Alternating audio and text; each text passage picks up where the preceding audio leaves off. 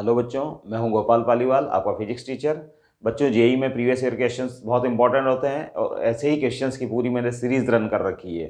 आप मेरे साथ प्रैक्टिस करें, मेरे चैनल को सब्सक्राइब करें। प्रेजेंट क्वेश्चन बच्चों, करंट इलेक्ट्रिसिटी से आप मान सकते हैं। इसके अंदर एक वायर दिया हुआ है, वायर, और वायर को है जो 1 मीटर लेंथ वायर है, 1 मीटर लेंथ, इसको दो अनइक्वल पार्ट्स में डिवाइड कर दिया इन्होंने, वन एक्स और another Y, unequal parts. X और वाई की लेंथ जो है वो अनइक्वल है, करेक्ट। लेंथ इसकी लेंथ जो है एल एक्स और इसकी L Y, length L X, इसकी लेंथ, और इसकी लेंथ है जो L Y, correct. L X और एल वाई दो पार्ट के अंदर डिवाइड कर दिया इसके अंदर। Now X part of the wire is stretched, अब इसको स्ट्रेच किया इन्होंने, stretched, stretched into another wire W, है ना। और length of W is twice the length of X. और अब जो इससे जो स्ट्रेचिंग करने से रिजल्ट जो आया है वो ये है कि length of W is twice of length of X, length of W is twice the length of X, and resistance of W is twice that of Y. And और एक और कंक्लूजन, एक और जो रिजल्ट आया वो ये है, रेजिस्टेंस ऑफ डब्ल्यू यानी R W equal to twice of that of Y, twice of R Y बच्चों, करेक्ट। तो ये कह रहा है find the ratio of length of X and Y, और एल एक्स और एल वाई का रेशियो आपको फाइंड करना है, टू फाइंड, है ना। हमको फाइंड करना है, यहाँ लिख देता हूँ मैं, to find L X upon L Y, correct. ये रेशियो आपको फाइंड करना है बच्चों। तो सबसे पहले मैं बच्चों इसको काम में लूँगा, आर डब्ल्यू, आर डब्ल्यू जो है resistance of Y W equal to twice of resistance of Y. अब आर डब्ल्यू है बच्चों, ये डब्ल्यू बना हुआ है एक्स की स्ट्रेचिंग से, और स्ट्रेचिंग इसकी 2 टाइम्स है, करेक्ट। तो बच्चों है जो इसके अंदर एक थ्योरी काम में आ रही है, इस थ्योरी को मैं शॉर्ट में लिख देता हूँ। तो when a wire is stretched, stretched to n times of initial length, then new resistance becomes, उस वायर का नया रेजिस्टेंस है ना, R dash equal to N square R, correct. अगर किसी वायर को, ये वायर है बच्चों जिसकी लेंथ है जो एल है, करेक्ट। अगर इसको बाय स्ट्रेचिंग अगर एन टाइम्स एल कर दिया गया, क्या कर दिया गया, एन टाइम्स एल, करेक्ट। तो इसका क्रॉस सेक्शन वगैरह रिड्यूस हो जाएगा। क्रॉस सेक्शन रिड्यूस हो गया, अगर हमें जो इसको हम चेक करें, क्रॉस सेक्शन रिड्यूस हो जाएगा लेंथ इंक्रीज होने पर। तो हम एनालिसिस करें तो उसका न्यू रेजिस्टेंस आर डैश जो है एन स्क्वायर आर आएगा, जहां आर इसका रेजिस्टेंस है और इसका रेजिस्टेंस क्या है, आर डैश है, करेक्ट। तो ये थ्योरी इसके अंदर वर्क करेगी, हम इसको प्रूव कर सकते हैं, करेक्ट। इसको प्रूव करने के लिए भी एक जेई का क्वेश्चन हो जाएगा बच्चों, अगर हम प्रूव करें तो, करेक्ट। तो मैं प्रूव अलग से करके बताऊंगा आपको, लेकिन अभी मैं यहाँ काम में ले रहा हूँ आर डब्ल्यू इक्वल्स टू, अब आर डब्ल्यू इसको स्ट्रेच किया गया है बच्चों, इसको स्ट्रेच करके डबल ऑफ लेंथ, एक्स की डबल लेंथ इसने ऑब्टेन की। ये देखो बच्चों, ये डब्ल्यू रेजिस्टेंस है ना, ये स्ट्रेचिंग से एक्स को स्ट्रेच करने से ये डब्ल्यू आपको नई न्यू वायर मिला है जिसकी लेंथ है जो twice of length of x है। तो इसका मतलब आर डब्ल्यू जो है इस थ्योरी से इंप्लाइज आर डब्ल्यू वो हो जाएगा एन स्क्वायर। तो एन स्क्वायर या एन टू है बच्चों, ट्वाइस, इसका डबल खींच लिया इन्होंने, डबल बना दिया इसको, एक्स को खींच के उसकी डबल लेंथ कर दी W, वायर W की, न्यू वायर की, करेक्ट। तो n स्क्वायर यानी 2 का स्क्वायर, और ये हो जाएगा Rx, करेक्ट। तो that is 4Rx, correct, 4 times Rx, यानी ये जो x के रेजिस्टेंस का 4 टाइम्स हो गया बच्चों। अब है जो बच्चों, एक तो हमारे पास इक्वेशन ये पड़ी हुई है, एक इक्वेशन हमारे पास ये पड़ी हुई है, तो RW equal to twice of R Y है, और यहाँ RW जो है 4Rx है। तो फ्रॉम 1 एंड 2, फ्रॉम 1 एंड 2, तो ये हो जाएगा बच्चों 4Rx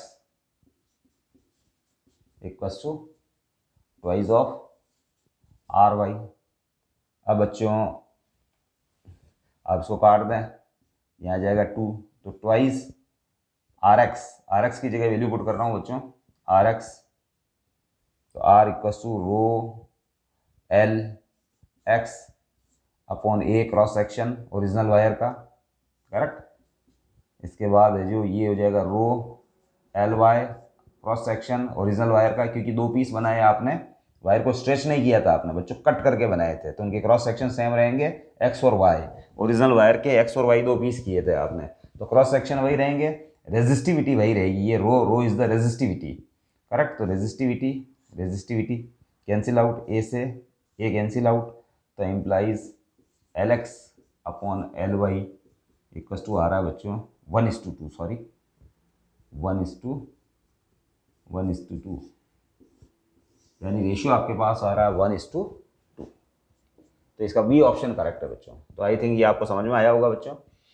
अब मैं जेई का एक क्वेश्चन है जो इस टाइप का भी आता है बच्चों को, अगर किसी वायर को खींच के n टाइम्स कर दिया जाए तो इसका new resistance R dash equal to n square R होता है। ये तो रिजल्ट है जो मैंने निकाल लिया है, लेकिन है जो हम इसको अगर एनालिसिस से अगर ये फॉर्मूला तक पहुँचे हम, तो हम कैसे एनालिसिस करें ये भी मैं आपको बता देता हूँ। ये जेई का है जो दूसरे क्वेश्चन टाइप हो जाएगा, करेक्ट। तो हम इसको किस टाइप से सॉल्व कर सकते हैं,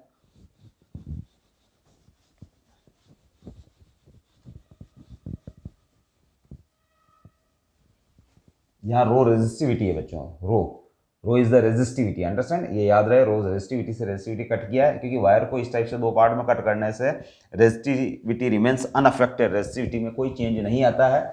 तो वायर एक्स और वायर के वाई के मटेरियल की प्रॉपर्टी होती है, तो मटेरियल इज द सेम, केवल आपने 2 पार्ट ही तो की है, इसलिए रेजिस्टिविटी सेम रही। तो R X equal to rho L X upon A लिख दिया, इधर है जो R Y equal to rho L Y upon A लिख दिया मैंने, करेक्ट। अब जैसे मैं इस थ्योरी को बताना चाहता हूँ आपको, तो हमने क्या किया है, correct, what we have done in this case, R dash equal to N square, R कहाँ से आया है ना, R dash equal to N square, R formula, how we have arrived this formula, हम इस फॉर्मूले तक कैसे आए, इस थ्योरी को हम डिस्कस कर लेते हैं। R dash equal to N square R, तो देखो बच्चों, जब आपने खींच लिया है ना, तो पहले जो वॉल्यूम रिमेन्स कांस्टेंट, वॉल्यूम है जो इसका कांस्टेंट रहेगा, वॉल्यूम, सॉरी मैं थोड़ा सा स्पेस बना लेता हूँ यहाँ,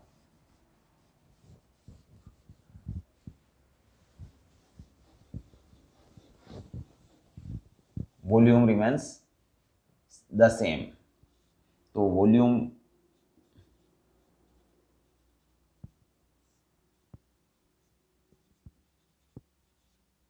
सेम रहेगा, it means A1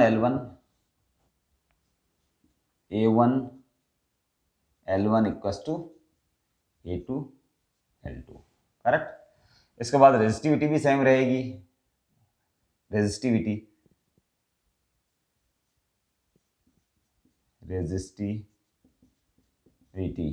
correct, resistivity है जो टेम्परेचर और नेचर ऑफ मटेरियल पर डिपेंड करती है बच्चों, तो रेजिस्टिविटी में कोई चेंज नहीं है, रो ये भी है जो क्या रहेगा बच्चों, सेम, रेजिस्टिविटी रो सेम, करेक्ट। तो रेजिस्टिविटी अगर सेम रहती है तो स्ट्रेच करने के पहले आप लिख सकते हो rho equals to A R upon L, यानी A1 R1 अपॉन L1, इसके बाद लिख सकते हो आप A2 R2 अपॉन L2। अब आपको चाहिए बच्चों R2, तो R2 इक्वल्स टू हो जाएगा A1 upon A2 into L2 upon L1 into R1।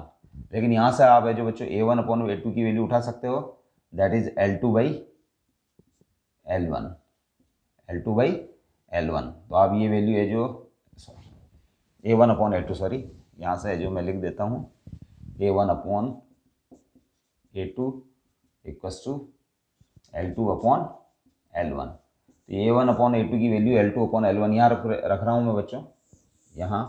तो R2 इक्वस टू आ जाएगा L2/L1, और एक L2/L1 ऑलरेडी है, ये तो स्क्वायर हो जाएगा और इंटू R1, करेक्ट। अब L2, सिंस L2 जो है आपके पास वो n टाइम्स L1 है, correct. L2 is n times L1। तो फिर ये जो इसके अंदर वैल्यू पुट कर दोगे तो आप आ जाएगा R2 equals to n² R1, या R2 या R डैश इक्वस टू, यूँ भी लिख सकते हो, R2 की जगह आप R डैश काम में लेते हो तो n² R आ जाएगा, R1 की जगह R काम में लेते हो तो R dash equals to n² R, sorry n² R।